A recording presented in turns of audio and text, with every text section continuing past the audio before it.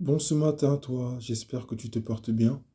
Ce matin, je vais lire le livre de Juges, chapitre 6, versets 1 à 12, où il est écrit: Appel de Gédéon. Les Israélites firent ce qui déplaît à l'Éternel, et l'Éternel les livra entre les mains de Madian pendant 7 ans. La domination des Madianites fut puissante contre Israël. Pour leur empêcher Pour leur échapper, les Israélites se retiraient dans les ravins des montagnes, dans les grottes et sur les rochers fortifiés. Quand Israël avait semé, les Madianites montaient avec Amalek et les nomades de l'Est et marchaient contre lui. Ils campaient en face de lui, détruisaient les produits du pays jusque vers Gaza et ne laissaient en Israël ni vivres, ni brebis, ni bœufs, ni ânes. Verset 5. En effet, ils montaient avec leurs troupeaux et leurs tentes, arrivant comme un essaim de sauterelles. Il était impossible de les compter, eux et leurs chameaux, et ils venaient dans le pays pour le dévaster. Israël fut plongé dans une grande misère à cause de Madian, et les Israélites crièrent à l'Éternel. Lorsque les Israélites crièrent à l'Éternel au sujet de Madian, l'Éternel leur envoya un prophète. Il leur dit: Voici ce que dit l'Éternel, le Dieu d'Israël. Je vous ai fait sortir d'Égypte et quitter la maison d'esclavage. Je vous ai délivré de la domination des Égyptiens et de tous ceux qui vous opprimaient. Je les ai chassés devant vous et je vous ai donné leur pays. Verset 10. Je vous ai dit: Je suis l'Éternel votre Dieu. Vous ne craindrez pas les dieux des Amoréens, même si vous habitez dans leur pays. Mais vous ne m'avez pas écouté. Puis l'ange de l'Éternel vint, et il s'assit sous le térébinthe d'Ophra, qui appartenait à Joas, membre de la famille d'Abiézer. Son fils Gédéon battait du blé au pressoir pour le mettre à l'abri des Madianites. L'ange de l'Éternel lui apparut et lui dit: L'Éternel est avec toi, vaillant héros. Je poursuis encore un peu, au verset 13, où il est écrit: Gédéon lui dit: Ah, mon Seigneur, si l'Éternel est avec nous, pourquoi tout cela nous est-il arrivé? Où sont tous ces actes merveilleux, ceux que nos pères nous racontent quand ils disent: L'Éternel ne nous a-t-il pas fait sortir d'Égypte? Maintenant, l'Éternel nous abandonne et nous livre entre les mains de Madian. Amen. Pour ne pas être trop long, je vais m'arrêter ici. Par la suite, vous voyez l'échange entre Gédéon et, euh, et l'ange qui lui dit: Va avec la force que tu as et délivre Israël de l'oppression de Madian. N'est-ce pas moi qui t'envoie? Gédéon lui dit: Ah, mon Seigneur, avec quoi délivrer Israël? Mon clan est le plus faible de Manassé. Je suis le plus petit de la maison de mon père. Et l'Éternel lui dit euh, qu'il sera avec lui et que Gédéon les vaincra comme si il ne s'agissait que d'un seul homme. Où est le Dieu de la Bible? Où est le Dieu de la Bible? Nous avons reçu tous et toutes l'Évangile, la parole de Dieu. Et quand vous lisez ce passage, vous voyez que il y a une situation qui perdure euh, sur le peuple d'Israël. Une posture de faiblesse dans laquelle le peuple de Dieu se retrouve. Une posture inconfortable. Une posture qui la pousse même à se retirer dans des endroits où elle n'est pas censée vivre. Où il n'est pas censé vivre. Et ce peuple crie à Dieu. Et Dieu répond à ce cri en leur envoyant un prophète qui leur parle de la part du Seigneur en disant: Je vous ai fait sortir d'Égypte, j'ai fait ci, j'ai fait ça pour vous. Mais à la fin, vous ne m'avez pas écouté. Je vous ai donné des commandements à respecter, mais vous ne les avez pas respectés. Et à la fin, vous voyez qu'il y a l'ange de Dieu qui apparaît, qui se révèle à Gédéon.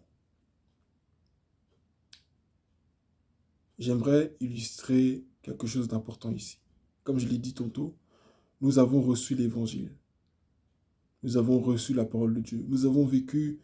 L'Église a vécu des moments glorieux avec le Saint-Esprit au travers du monde.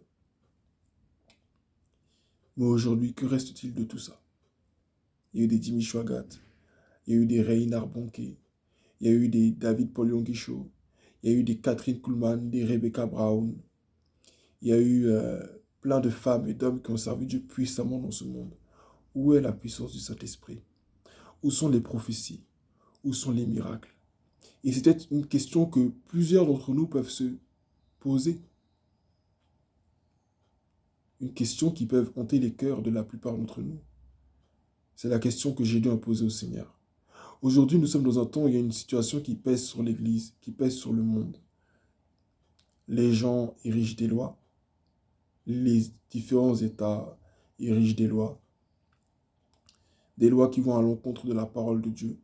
Enseignement du sexe, de la sexualité dans les écoles à des enfants de bas âge. Ils peuvent choisir le sexe qu'ils veulent. Loi du mariage pour tous. Et j'en passe des différentes lois de ce genre-là. Où est ce Dieu? Qu'est-ce que Dieu dit? Et qu'est-ce que fait l'Église? Ici, quand tu vois Israël, Israël représente l'Église. L'Église qui vit aujourd'hui dans une situation où la loi du monde pèse sur elle. On dit, vous ne devez pas prêcher dans les rues. Beaucoup sont rétractés, ils n'osent pas prêcher parce qu'ils ont peur de se faire arrêter. On dira, tu ne prêches pas sur ton lieu de travail, donc j'ai signé quelque chose dont je respecte et je ne prêche pas sur mon lieu de travail. Nous sommes dans les églises et il y a tout et n'importe quoi qui s'y fait. Des relations par-ci par-là pour ne pas être vulgaire. Dans les groupes musicaux, des pasteurs avec des fidèles. Certains qui ne sont pas vraiment vrais dans leur esprit, qui ne sont pas de réels enfants de Dieu, mais qui sont là au milieu de nous. La corruption qui est dans l'Église, la distraction qui est dans l'Église, la déviance qui est dans l'Église. Et c'est comme si la bouche du Seigneur était fermée. Ces personnes sont là dans nos églises et font ce qu'elles veulent. Parce que personne ne les dévoile. Gédéon a posé une question et il dit, où est ce Dieu dont nos pères nous ont parlé? Et c'est la question que je te pose. C'est la question que tu peux me poser. C'est la question qu'on peut tous se poser. Lorsqu'Israël a crié au Seigneur, un prophète est venu pour parler de sa part. Mais ce prophète n'a pas agi de la part de Dieu, il a juste parlé. Et après qu'il ait parlé, le Seigneur s'est révélé à un homme qu'il avait choisi pour délivrer son peuple. Toi et moi, nous avons reçu le Saint-Esprit. À quoi nous sert-il? Est-ce qu'il nous sert juste pour prophétiser, crier, trembler dans nos salles de prière? Et dans la semaine, il est silencieux, il n'a rien à dire. On prend le bus comme si de rien n'était, le train, les différents moyens de transport, comme si de rien n'était. Comme si l'Esprit de Dieu qui était en nous n'existait pas, ou n'existait que dans notre chambre. Tout ce que je suis en train de dire, en fait, c'est pour te dire que quoi? Que Dieu veut encore agir aujourd'hui. Dieu veut encore se révéler aujourd'hui, mais il attend. Pardon. Excuse-moi. Il attend. Et il désire qu'il y ait des hommes et des femmes qui sont disposés. La seule chose qui manque à l'Église, l'une des seules choses qui manque, si ce n'est pas la chose même la plus principale, c'est la disposition. Prendre du temps pour Dieu. Tu rentres de l'école, c'est vrai que tu as des devoirs à faire. Ou peut-être que tes devoirs, tu les as peut-être déjà fait à la bibliothèque, donc tu es fatigué. Donc tu vas peut-être te laver, et manger et dormir. Mais si le moment que tu prenais pour manger, tu le prenais pour prier, pour invoquer le Saint-Esprit, pour dire Seigneur, tu m'as mis dans cette école, tu m'as mis dans ce travail, qu'attends-tu de moi? Seigneur, tu m'as mis dans cette ville, qu'attends-tu de moi? Seigneur, tu m'as mis dans ce lieu de travail, qu'attends-tu de moi? Seigneur, tu m'as mis dans cette assemblée, qu'attends-tu de moi? Il faut des hommes et des femmes qui soient prêts à répondre à l'appel du Seigneur. Gédéon finira par aller là où Dieu l'a appelé. Il finira par faire ce que Dieu l'a appelé à faire. Esther a répondu à l'appel de Dieu. Abraham a répondu à l'appel de Dieu. Noé a répondu à l'appel de Dieu. Jérémie a répondu à l'appel de Dieu. Et ils étaient tous dans des temps où le nom de Dieu n'était pas le plus connu. Ou dans des temps où le nom de Dieu était même qu'un souvenir pour la plupart. Et je parle surtout de tous ceux qui sont venus après Abraham. J'aimerais te rappeler que le Dieu, surtout pour les plus âgés qui vont voir ces vidéos, ce Dieu que tu as connu dans ton pays d'origine, il est toujours le même. Le Saint-Esprit ne s'est pas arrêté à la frontière. Le Saint-Esprit est toujours en toi. Les dons que tu avais dans ta jeunesse, ils sont toujours en toi. Ce que tu as vécu dans ta chambre lorsque tu as reçu le Seigneur, ce que tu as vécu en toi lorsque tu as reçu le Seigneur, cette puissance qui agit en toi, qui t'a mené à la conversion, c'est la même qui peut agir au travers de toi pour emmener 10 000 à la conversion, à la repentance. Nous avons le Saint-Esprit de Dieu en nous. Osons nous consacrer. Osons nous mettre à part. Osons être différents. Osons. Si un sataniste doit affirmer qu'il est sataniste, il va l'affirmer devant toi. Si quelqu'un fait quelque chose de mauvais, peut-être qu'il est homosexuel, peut-être qu'il est voleur, peut-être qu'il est, je ne sais pas, il va l'affirmer devant toi. Pourquoi toi et moi, enfants de Dieu, nous avons peur d'affirmer ce que nous sommes? Non, mais si je dis ça, les gens ne voudront plus me parler. Oui, mais si tu fais ça, ils ne voudront pas entendre parler de la parole. Ça, c'est un faux évangile. Des fois, on veut être trop tactique. On veut inventer trop de stratagèmes pour prêcher l'évangile. La parole de Dieu, c'est la parole de Dieu. Jésus utilisait des paraboles, c'est vrai, mais il disait la vérité. Il disait les choses telles qu'elles étaient. Jean le Baptiste, il disait la vérité telle qu'elle était. Les disciples, pareil. Le problème aujourd'hui, c'est que nous n'osons plus nous consacrer. Où est le Dieu de la Bible? Il est toujours là. Mais il est là et il nous attend. Vous voyez, c'est comme dans le livre de la Genèse. L'Esprit de Dieu est là, il parlait dessus des eaux. Mais il a fallu que Dieu donne une parole. Et lorsque Dieu a donné une parole, on est passé de l'invisible au visible. Ce qui était immatériel est devenu matériel. Ce qui n'existait pas a désormais existé. Parce que Dieu a donné une parole. Quel est l'acte que toi et moi nous posons pour manifester pleinement ce que Dieu attend de nous? Dieu n'est pas là que pour nous donner des rêves. Dieu n'est pas là que pour nous dire qu'il va frapper la France. Dieu n'est pas là que pour nous dire qu'il va faire ceci, qu'il va faire cela. Est-ce que nous nous disposons? J'étais là ce matin, le Seigneur m'a donné un exemple par rapport à la honte que nous avons souvent par rapport à l'évangile ou par rapport à la peur même que nous ressentons du fait de prêcher l'évangile. Il y a de nos parents, pour nous qui sommes étrangers, qui venons de pays étrangers, qui rendent témoignage par rapport à leurs premiers jours, leurs premières années en France, lorsqu'ils n'avaient pas leur papier pour certains, ils avaient peur de sortir. Et pour toi qui m'écoutes, tu sais de quoi je parle. Quand tu n'as pas tes papiers, quand tu n'as pas tes documents, tu as peur de sortir parce que tu as peur que la police vienne, t'attrape et te ramène. Tu as peur parce que tu sais que tu n'es pas dans la justice. Tu sais que tu n'es pas en règle. Donc c'est normal que tu aies peur. Mais quand tu as tes papiers, quand tu as tout ce qu'il te faut, tu marches librement. Tu peux travailler, je dirais entre guillemets, mais tu peux travailler n'importe où d'une certaine manière. Quand tu peux travailler légalement, sans être inquiété, parce que tu sais que tu es dans la justice. Tu sais que tu es dans la vérité. Il en est de même pour nous qui sommes des enfants de Dieu. Nous sommes sécurisés. Nous sommes dans la justice de Dieu. Nous avons le mandat de Dieu pour faire ce que nous devons faire. Nous avons tous les documents qu'il nous faut pour faire ce que nous devons faire. Nous avons le droit légal de faire ce que nous devons faire. Et il n'y a pas de justice dans ce monde qui soit au-dessus de la justice de Dieu. Qu'est-ce qu'ils vont faire? Te virer? Te renvoyer? Te marginaliser? Parce que même s'ils ne te virent pas, ils vont peut-être te traiter de la mauvaise des manières, mais c'est à quoi que tu dois porter pour servir le Seigneur. J'étais moi-même, pour rendre mon témoignage, le Seigneur m'a attiré à lui depuis depuis plus de 10 ans maintenant, quand même, que je suis dans la foi avec le Seigneur. Et dans les années 2012-2013, par là, je passais mon brevet au collège, BPC pour ceux qui appellent ça comme ça. Et j'avais des traités chrétiens que je distribuais dans la cour de récré. Et je prêchais l'évangile à mes camarades. Et n'importe tous ceux qui me connaissaient pouvaient te dire que je leur avais prêché l'évangile. Les surveillants, des fois, m'avaient surpris en train de le faire et m'ont dit que c'était interdit. Mais j'ai continué. Jusqu'au jour où ce qu'on appelle CPE au collège, vous savez de quoi je parle, euh, un des CPE au collège est venu, a ouvert mon sac et a pris mon paquet de traités et l'a emmené dans son bureau. Ils étaient 2 CPE. Donc elle a emmené mon paquet de traités dans le bureau de son collègue. Et on m'a convoqué. Et on m'a menacé en me disant de ne plus le faire, sinon on va me virer de l'école. Mais le Saint-Esprit m'a donné la force d'aller au bout. Avant la fin du 2e semestre, l'homme et la femme en question qui m'ont causé des problèmes à cause du fait que j'évangélise sont partis de l'école avant la fin du 2e semestre.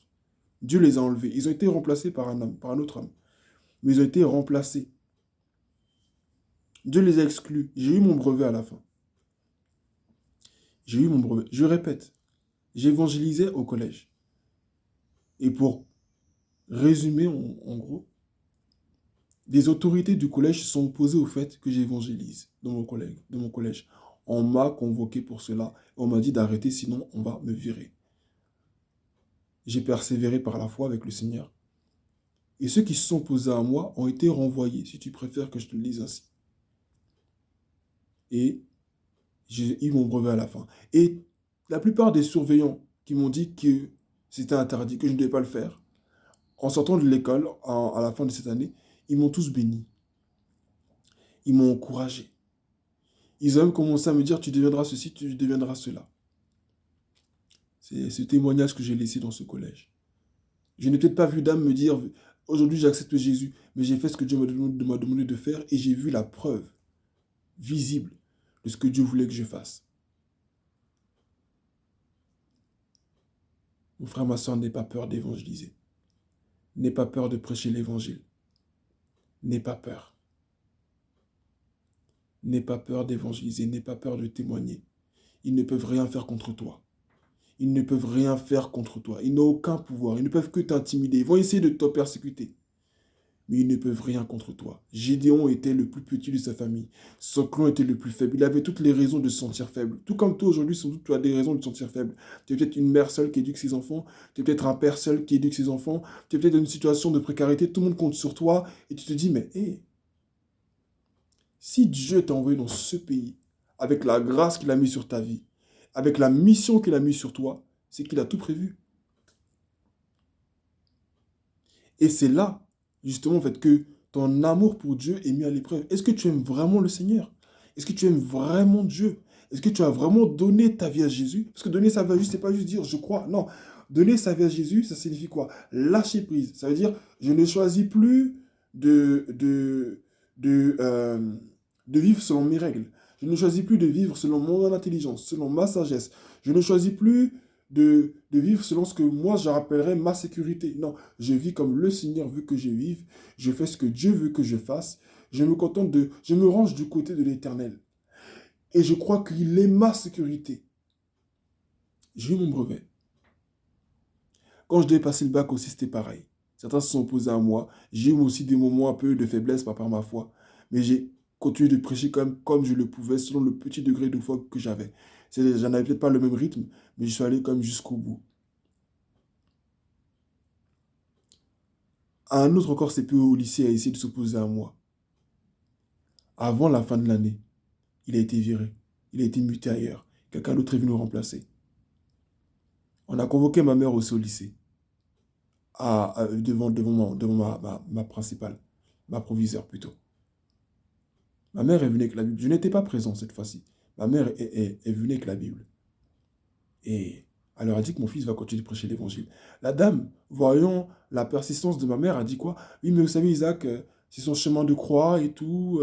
C'est son chemin de croix, il doit porter sa croix. Donc elle sait que ce que je fais était bien. Il y a des gens qui, vous voyez, ils s'opposent à vous, mais en fait, ils ont besoin du Seigneur.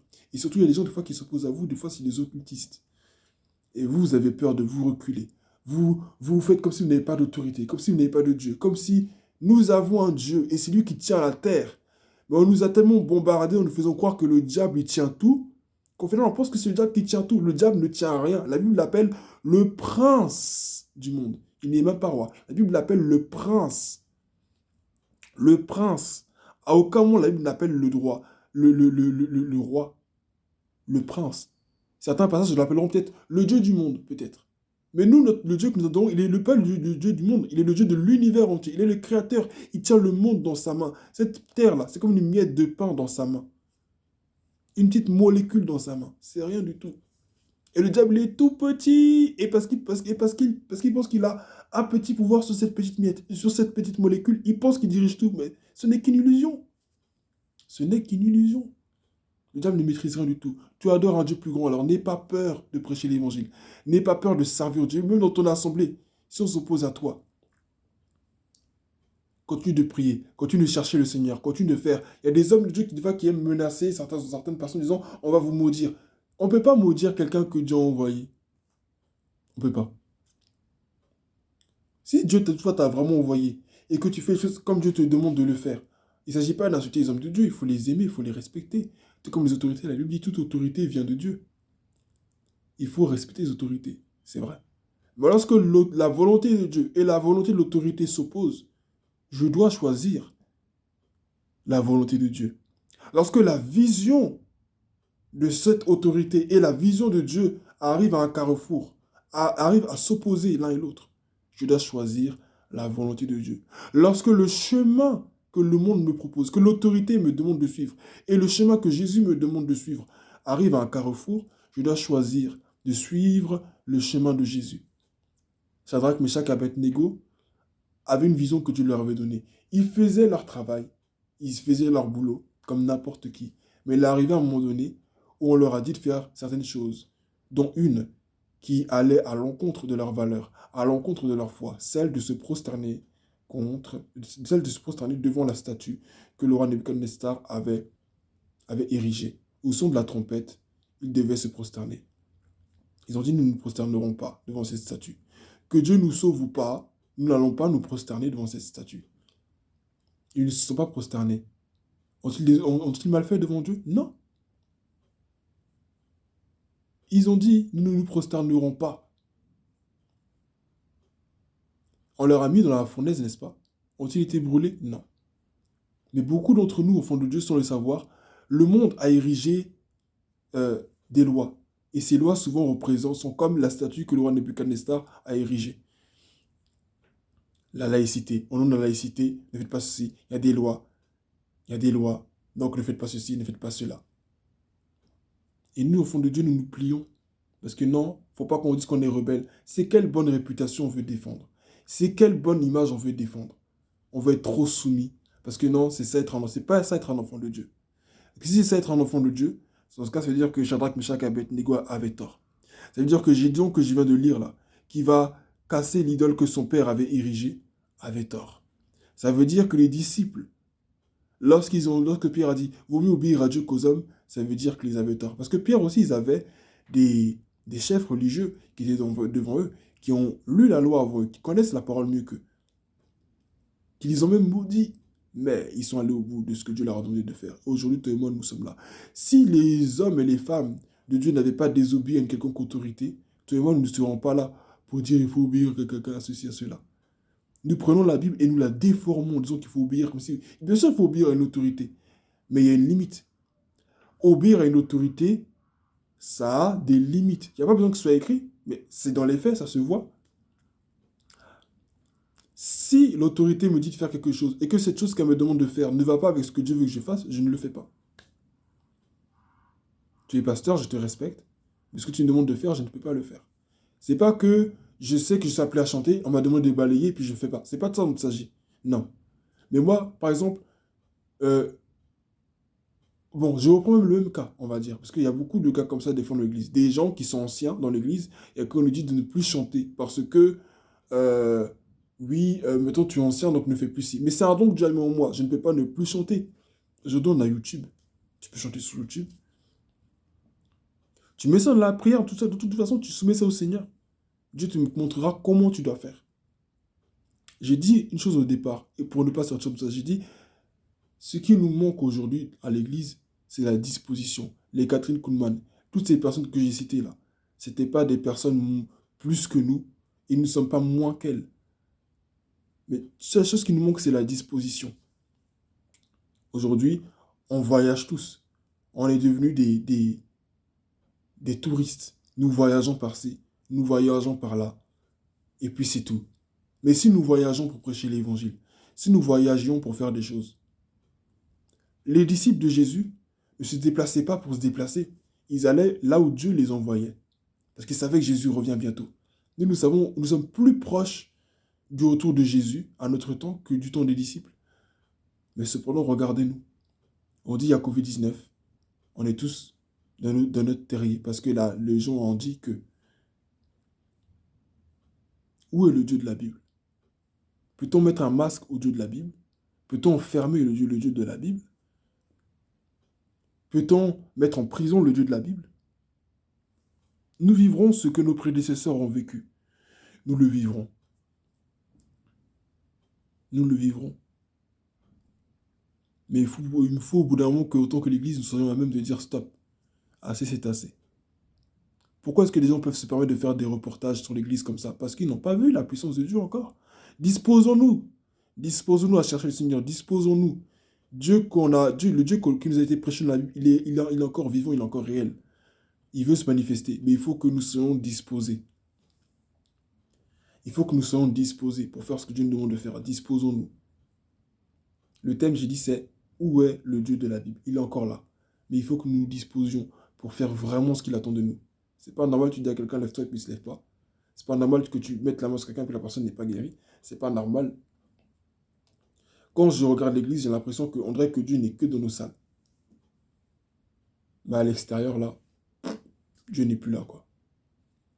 C'est pour ça que certains arrivent à faire croire à des non-chrétiens que tout ce qui se passe dans l'église, là, c'est de la comédie. Parce que ces mêmes personnes, en réalité, n'ont pas vécu la puissance de Dieu. Mais je t'encourage à te disposer. Tu sais que tu as un appel. Tu sais comment tu vois les choses. Je parle de moi-même. Hein. Tout ce que je dis, ça me concerne. Nous devons nous disposer. Tu rentres du travail, tu sais que tu as le week-end. Le week-end, ça, tu peux te reposer. Mais essaie de prendre un temps de jeûne. Essaie de prier, de t'approcher du Seigneur aussi. Oui, tu es marié à des enfants, oui. Mais moi, je te parlais de la mère de John Wesley. Cette femme, elle avait beaucoup d'enfants. Mais elle a su mettre du temps. On ne sait pas où était le père. Mais quand on parle de la mère, quand elle devait prier, là, elle mettait un voile sur elle. Une couverture ou un pagne, peu importe comment on peut l'appeler. Elle mettait en tout cas une couverture sur elle. Pour que ses enfants sachent que quand la maman a la couverture sur elle, là, c'est qu'elle prie. Elle a passé beaucoup de temps dans la prière à se consacrer au Seigneur. Et de là est sorti des hommes et des femmes de Dieu qui sont sortis de cette famille, dont John Wesley, dont on parle beaucoup. Il faut au bout d'un moment qu'on se dise, mais ça suffit. Toujours on parle d'un Dieu passé. On parle que d'un Dieu passé. Et on se glorifie d'avoir vécu Dieu dans le passé. Non.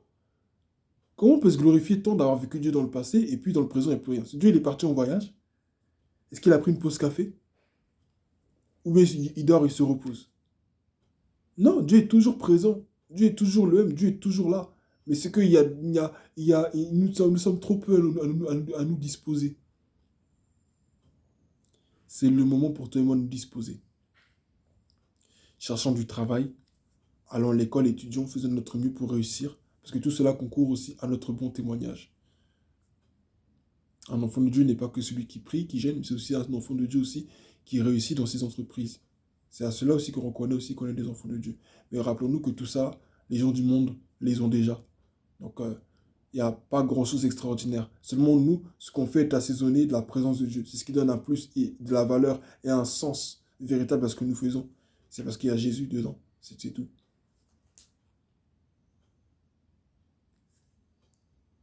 Disposons-nous pour servir le Seigneur.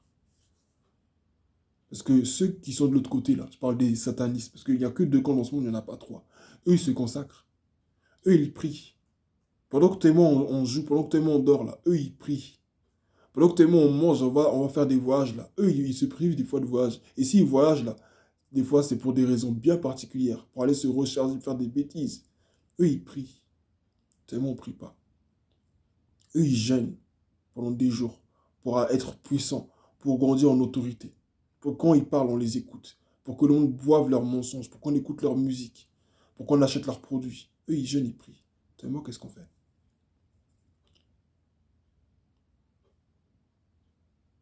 Combien de temps encore l'Église va-t-elle rester dans cet état? Combien de temps encore? Je crois qu'un chrétien qui était destiné à entendre cette vidéo saura prendre cette vidéo comme un instrument de réveil et se relever dans sa vie de prière et à marcher avec le Seigneur. C'est pas facile, mais c'est possible. Et Dieu peut le faire, il veut le faire et il va le faire. Mais est-ce que nous sommes prêts à nous disposer vraiment? Nous avons le choix. Jésus revient pour chercher son Église. Mais c'est quelle Église qu'il vient chercher? Est-ce que c'est une Église silencieuse qui s'est contentée de vivre sa propre vie sur la terre en disant religieusement et de façon mimétique et habituelle, j'ai donné ma vie à Jésus, je suis baptisé, je vais à l'église tous les dimanches, je fais le service, et puis c'est tout. La toute-puissance de Dieu qui a créé le monde, qui a créé les arbres, les étoiles, le soleil, et qui maintient tout ce système en équilibre, elle vit en toi. Toutes ces étoiles-là que tu n'arrives pas à compter, là, celui qui vit en toi, il les compte. Il est tout puissant. Et il vit en nous. Et il peut le faire, il veut le faire. Mais ce qu'il attend de toi et moi, c'est que nous nous disposions pour faire exactement ce qu'il attend de nous. De là où tu m'entends, je prie que ma soeur, mon frère, que tu t'appelles Odette, Michel, Jérémie, Michael, Bertrand, peu importe ton prénom, dispose-toi pour faire ce que Dieu t'a dit de faire. Il y a beaucoup d'opposition, il y en aura. Mais si tu restes dans la présence de Dieu, tu auras la force et la capacité de marcher comme le Saint-Esprit de Dieu veut que tu marches. Quand tu as le Saint-Esprit de Dieu en toi, tu n'es pas sensible à ce que les gens pensent, à ce que les gens disent. Parce que tu sais que la vie le plus important, c'est la vie de Dieu. Beaucoup de gens diront que tu es orgueilleux ou orgueilleuse, que tu es prétentieux et prétentieuse. Beaucoup de gens diront cela. Mais quand ça arrivera, comprends que cela veut dire que tu es un vrai enfant de Dieu. Beaucoup de gens viendront pour te ramener vers le bas, entre guillemets sur terre, comme ils aiment le dire. Arrête de rêver, ça n'arrivera jamais. Mais arrête, tu sais, mais c'est les mêmes demain qui viendront te dire comment tu as fait. C'est les mêmes demain qui te diront, viens prier pour nous. C'est les mêmes demain qui te diront, ah, on a de la... c'est les mêmes. Mais ce n'est qu'un temps. Continue de servir le Seigneur. Si tu prêches l'évangile, continue de prêcher l'évangile. Si tu avais arrêté, reprends. Fais ce que Dieu te demande de faire. Disposons-nous. Ici, l'ange a dit, l'ange de l'Éternel lui est apparu et lui dit, l'Éternel est avec toi, 20 euros. L'Éternel est avec toi. Peut-être que tu as peur, mais Dieu est avec toi. Peut-être que tu doutes, mais Dieu est avec toi. Peut-être que tu te sens démuni, abandonné, seul, mais Dieu est avec toi. J'ai beaucoup parlé, mais je crois que ce message va parler à quelqu'un. Aujourd'hui, il y a des secousses de partout. Les gens se lèvent par rapport à des sujets politiques pour revendiquer leur liberté. Et c'est très bien. À travers le monde, il y a beaucoup de secousses, il y a des guerres par-ci, des guerres par-là. Mais qui va se lever pour la cause de l'évangile? Qui va se disposer pour la cause de l'évangile? Cette cause-là, elle est plus haute que toute autre cause.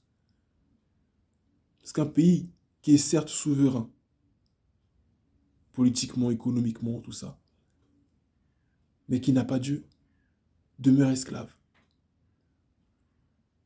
Qui n'a pas un pays qui est certes a réussi à s'émanciper d'un pouvoir quelconque, mais qui n'a pas réussi à s'émanciper du pouvoir des ténèbres, est un pays esclave. Voilà quel est le rôle de l'Église. Si aujourd'hui le monde va comme il va, c'est à cause de l'Église. Arrêtons de blâmer les gens du monde. Arrêtons de blâmer même le diable. C'est de la faute de l'Église. Dispose-toi, mon frère, ma soeur. Disposons-nous pour servir Dieu. Nous sommes tous dans des villes différentes. Appelons-nous, jeûnons, prions, intercédons pour cette ville. Ne cherchons pas notre renommée. Ne cherchons pas à être connus. Ne cherchons pas, non, moi, c'est moi, je suis témoin de Jéhovah. Dieu s'en fout de tout ça. Dieu cherche un cœur qui est prêt à s'humilier et à faire ce que Dieu lui a demandé de faire. Après le verset 12, vous voyez que Gédéon va beaucoup parler avec l'ange, va beaucoup échanger avec lui. Il va passer du temps à échanger avec le Seigneur. Et ce n'est qu'après cela qu'il ira. Prenons du temps. Le système du Seigneur a toujours été le même. Dieu veut d'abord qu'on passe du temps avec lui. Et après avoir passé du temps avec lui, il nous envoie faire ce qu'il veut que l'on fasse. C'est dans la prière, dans le jeûne, dans l'intercession, dans l'intimité que tu vas recevoir les instructions de Dieu pour faire ce qu'il veut que tu fasses. Moïse les a reçus, Abraham les a reçus, Néhémie les a reçus. Néhémie a jeûné avant de se lever et d'aller. Dieu a parlé à Abraham avant qu'Abraham n'aille. Et tous les hommes de Dieu, c'était pareil. Les disciples, avant d'aller évangéliser, ils ont prié. Et le Saint-Esprit est descendu, il a fait ce qu'il devait faire. Est-ce que le Saint-Esprit est parti? Est-ce que le Saint-Esprit n'existe plus? Où est le Dieu de la Bible? Nous sommes beaucoup d'hommes de Dieu, des frères, des sœurs qui prêchons. Ce n'est pas normal que nous soyons autant de pasteurs dans un pays. Bon, je ne suis pas pasteur, mais j'ai parlé. Voilà. Ce n'est pas normal que nous soyons autant de prophètes, autant de pasteurs, d'hommes et de femmes de Dieu dans un pays et que Dieu ne parle pas. C'est quand même quelque chose. On est beaucoup de chrétiens qui prétendons avoir... Bon, pas qui prétendons, mais on a fait beaucoup d'expériences avec Dieu tout un chacun. Et puis Dieu ne nous dit rien sur la nation, sur ce qui va se passer. Il y a quelque chose qui ne va pas. Le Covid-19 est venu. Personne ne l'a vu venir. Et des malheurs encore vont venir sur ce pays. Des malheurs terribles vont venir encore sur ce pays. Mais qui va se lever pour parler au nom du Seigneur? Ici, il y a un prophète qui est venu. Il a parlé, mais ce n'était pas son rôle d'agir. Non, non. Lui, son rôle, c'est juste de transmettre une parole. Il a fait son rôle. Tout comme Jean-Baptiste et Jésus. Hein. Dans ce texte-là, c'est comme Jean-Baptiste et Jésus. Jean-Baptiste a prêché la repentance. Il les a baptisés d'eau. Mais Jésus, lui, devait les baptiser du feu du Saint-Esprit. C'est ici ce que vous voyez. Il y en a un qui est venu, qui a parlé au nom du Seigneur. Mais ce n'est pas lui qui devait délivrer Israël. Lui, il a parlé juste pour leur rappeler pourquoi ils en sont arrivés là. Mais il y en a un autre qui, lui, son appel à lui, c'était vraiment d'agir au nom du Seigneur. Et il y a des gens comme ça dans la maison de Dieu. C'est pas eux qui vont aller devant pour faire des choses, mais ils vont vous parler. Peut-être que ce matin, le Seigneur me permet juste d'être comme Jean-Baptiste, comme ce prophète-là qui est dans ce texte, pour te dire, pour te parler. Peut-être que ce n'est pas moi que Dieu va utiliser, mais Dieu veut peut-être te parler à toi. Je t'en prie, ma soeur, mon frère, saisis. Ce n'est pas une affaire de femme, ce n'est pas une affaire d'homme, ce n'est pas une affaire de culture, ce n'est pas une affaire de couleur de peau, ce n'est pas une affaire d'époque, ce n'est pas une affaire de ça. Si tu regardes, parce qu'en fait, tout ce qui est dans ce monde est fait pour te déconnecter de Dieu. Et quand tu perds cette connexion-là, tu as des discours charnels. Non, mais aujourd'hui, c'est plus comme avant. Dieu fait plus. Dieu fait plus comment, quoi? Dieu ne fait plus? Bah, arrête-nous d'aller à l'église alors. Pourquoi on va à l'église? Pourquoi on prêche? Si Dieu n'est plus, si Dieu ne fait plus, à quoi ça sert? Le plus important, c'est d'être sauvé. Être sauvé dans quel objectif? Je ne veux pas être sauvé si mon salut n'est pas utile au Seigneur. Je ne veux pas être sauvé si mon salut ne me sert qu'à moi. À quoi ça sert? Pourquoi je n'ai pas mangé? Pourquoi je n'ai pas alors avec des femmes comme les autres? Dans ce cas, je peux avec des femmes comme les autres. Je peux faire ce que tout le monde fait. Vu que Dieu ne fait plus, à quoi ça sert? À quoi ça sert d'être un chrétien si ça ne sert même pas à Dieu? Si moi-même, ça ne me sert pas. À quoi ça sert? Si ça ne sert même pas à mon voisin qui est à côté de moi, à quoi ça sert? Tu as été choisi. Oui, toi qui me regardes. Toi qui es juste, toi qui as attendu toutes ces 38 minutes qui est juste là. J'aimerais te dire que tu as été choisi. Et la parole que le Seigneur met pour toi, c'est repens-toi. Reviens à la prière, reviens à la consécration. Ne te laisse pas distraire. L'ennemi a orchestré beaucoup de choses pour que tu sois distrait, pour ne pas que tu fasses ce que Dieu veut que tu fasses. Mais reviens à la prière. Certaines personnes sont entrées dans ta vie, pourquoi? Parce que tu n'avais pas la consécration que tu devais avoir. Remets-toi à jeûner, remets-toi à prier. Tu étais déçu, c'est vrai. Mais il est temps maintenant pour toi que tu te relèves. L'heure est maintenant venue pour toi que tu te relèves. Relève-toi dans la prière. Ma soeur, mon frère, relève-toi. Même si tu es dans une assemblée, on dit que la femme n'a pas le droit de prêcher. Les jeunes ne peuvent pas faire ceci. Lève-toi et fais ce que je te demande. C'est Dieu qui t'a appelé. Ce n'est pas un homme qui t'a appelé. C'est le créateur de l'univers qui t'a appelé. Toutefois, si tu crois que ce qui est écrit dans ta Bible est réel et que le Dieu que tu pries existe, lève-toi et fais ce qu'il t'a dit de faire. Parce que, crois-moi, tu n'auras jamais autant de regrets en obéissant qu'en désobéissant. Désobéir à Dieu, ou toutefois obéir à Dieu, ne te coûtera jamais plus cher que de le désobéir. Obéir à Dieu ne te coûtera jamais plus cher que de le désobéir. Parce que si tu désobéis à Dieu, c'est pas forcément une histoire d'aller en enfer, c'est pas de ça dont il s'agit forcément. Mais c'est qu'en fait, tu verras que tu aurais pu faire énormément pour Dieu, mais tu ne l'as pas fait. Dieu t'attendait là, tu n'as pas été là. Beaucoup d'âmes ne pourront pas venir au Seigneur parce que tu n'étais pas là où tu devais être. Obéis au Seigneur ce matin. Que Dieu te bénisse. Et très bonne journée à toi. J'ai prié au nom de Jésus que le Seigneur renouvelle tes forces. J'ai prié ce matin que le Seigneur renouvelle les dons qu'il a mis en toi. Je prie maintenant au nom de Jésus que l'Esprit de Dieu te saisisse maintenant, là où tu es assis, là où tu es couché, là où tu m'entends ce soir, là où tu m'entends, peu importe dans le lieu du monde où tu te trouves, au nom de Jésus, que la puissance de cet esprit au nom de Jésus te saisisse, là où tu es assis, là où tu es couché, au nom de Jésus, et que désormais ton zèle soit renouvelé, ton amour, le feu qui brûle en toi, se rallume au nom de Jésus, brûle dans tes mains, dans tes pieds, dans ton cœur, dans ta bouche, dans tes yeux, dans tes oreilles, dans toutes les parties de ton corps, dans tout ton corps entier, au nom de Jésus. Et que tu vives l'Esprit de Dieu à nouveau, à une dimension supérieure. Que tu sois cet homme, cette femme consacrée qui obéit au Seigneur, qui marche selon sa volonté, en tant qu'indigne prophète, prophétesse de l'Éternel. Que le Seigneur te donne de vivre pleinement ce qu'il a prévu pour toi. Et que là où il t'a positionné, que tu lui sois utile pour la gloire de son nom, au nom de Jésus. Si tu es arrivé jusqu'à la fin de cette vidéo, que le Seigneur te bénisse. C'est Dieu qui a conduit ton cœur. D'autres seraient partis avant, d'autres en auraient eu marre. Mais si tu es resté jusqu'à la fin, ce n'est pas un hasard. Que Dieu te bénisse. Gloire à son nom, au nom de Jésus. Amen.